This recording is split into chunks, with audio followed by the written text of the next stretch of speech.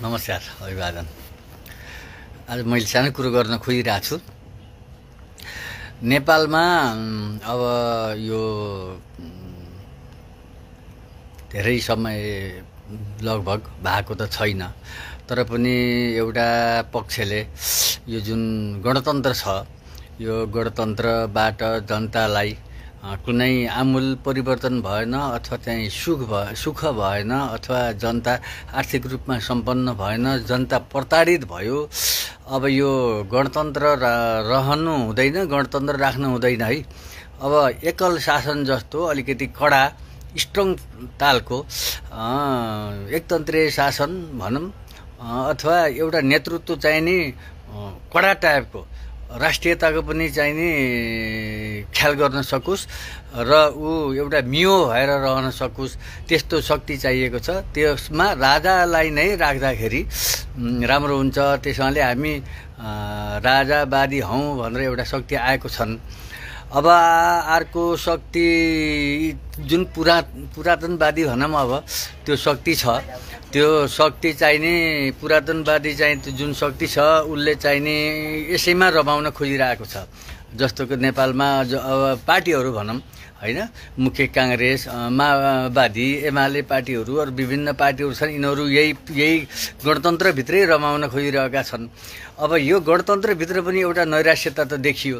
किन भन्दा प्रमुख चाहिने यसको नैराश्यता भनेको भ्रष्टाचार, व्यथिति, सबैभन्दा तल्लो निकायबाट मैले अस्ति नै पनि भने पुलिसदेखि अथवा तल्लो पियोनदेखि नै अब माथिल्लो चाहिने अब मन्त्री प्रधानमन्त्रीसम्म नै यो करप्सनको लहर चलेको छ।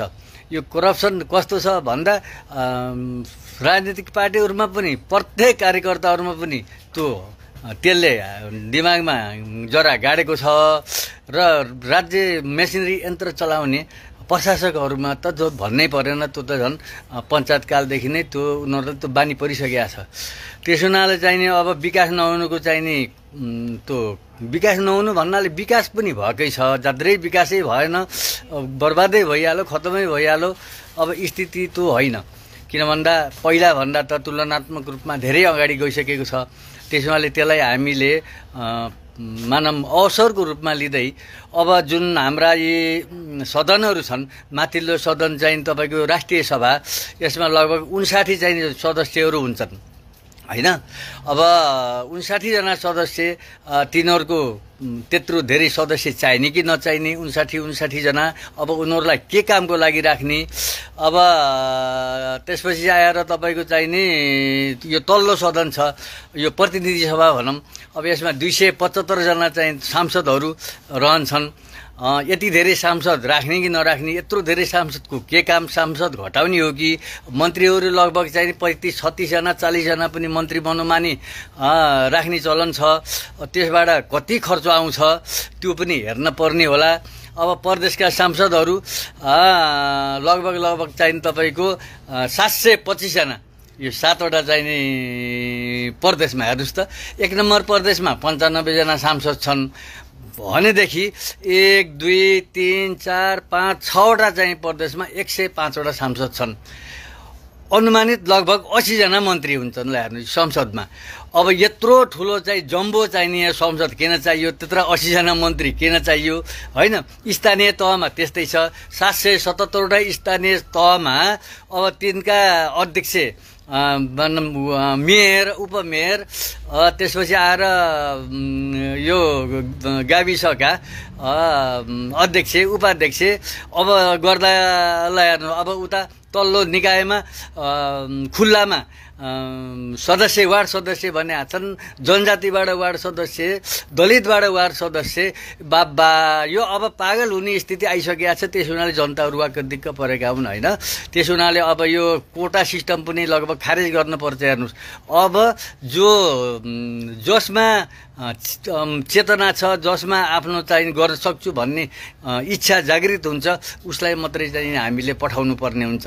यो जाति धर्मको नाममा चाहिँ नि त्यो पठाउने, त्यो टीका लगाएर पठाउनेले चाहिँ नि केही गर्नेवाला छैनन्। अब बर्तै अब यी सबै जातिहरू भन्दा पनि जो गरिब छ, असहाय छ, तिनीहरूतिर सरकारले ध्यान पुर्याउनु पर्यो। चुनावी रणनीतिमा पनि त्यो गर्न पर्यो। सिङ्गो चाहिँ देशको राष्ट्रियताको सवालमा पनि गरिब असहायहरू वर्गीय रूपमा मात्रै अब यो कोटा प्रणाली लागू गर्न चाहिँ नि ठिक होला। अब यो चाहिँ नि अब मलाई पटक्कै मन नपरेको। अब मलाई एउटा एक्जाम्पल दिन्छु, व्यक्तिगत रूपमा यो मेरो कुरो गर्यो नभन्नु होला होइन। 10 वर्ष पहिला मेरो छोरी डाक्टर मधु 10 वर्ष पहिला चाहिँ नि MBBS को चाहिँ जात दिनको लागि काठमाडौँ गइन्। त्यहाँ सँगै एकजना चाहिँ दाङको चाहिने हाम्रो खुमबहादुर खड्काको घर अगाडि बस्ने एउटा चाहिँ सृजना बिक नाम गरेकी एउटी नानी पनि थिइन्।